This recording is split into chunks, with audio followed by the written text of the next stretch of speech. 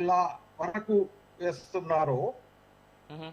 అట్లే కృష్ణుడు కూడా ఒక స్టేజ్ లో ఫెయిల్ అయినప్పుడు సత్యభామ టేక్ ఓవర్ చేసినట్లు హ్మ్. హ్మ్. ఉమెన్ పవర్ ఇందాక మన సార్ చెప్పినట్లు కొన్ని స్టేజెస్ లో అది కూడా చాలా అవసరం. Whether it is formal attack or informal గా కొన్ని రకరకాల యుద్ధంలో ఎన్నో నీతులు ఉంటాయి కాబట్టి.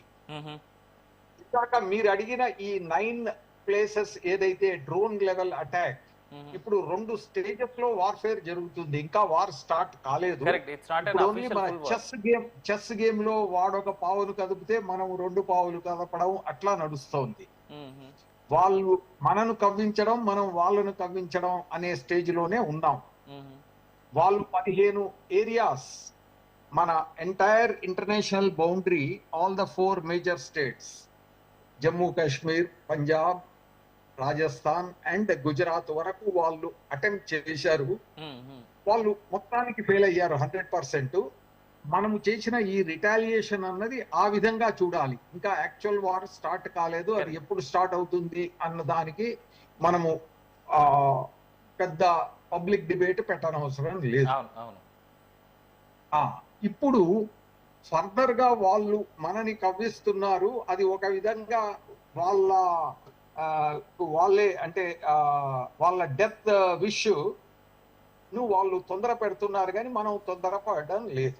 హుహు. తర్వాత మనం కూడా పాండవులు ఎట్లా అయితే 13 ఏళ్ళు కష్టపడి అస్త్రాలు సంపాదించుకున్నారో హ్మ్. హ్మ్. మనం ఆ స్టేజ్ లోనే ఉన్నాము. ఆల్వేస్ వార్ఫేర్ అనేది ఎనిమీ అండ్ మనం మ్యాన్ పవర్ అండ్ అస్త్రాలు, హుహు. వీటితో ఒక టగ్ ఆఫ్ వార్ నడుస్తూ ఉంటుంది. హుహు. ఇందాక మీరు సింధూర్ అన్న పేరు కూడా మోదీ గారు పెట్టిన దానికి చాలా బ్యాక్గ్రౌండ్ ఉంది. కరెక్ట్. ఇది ఇప్పుడు కాదు, సివిలైజేషనల్ వారే. హుహు. హుహు.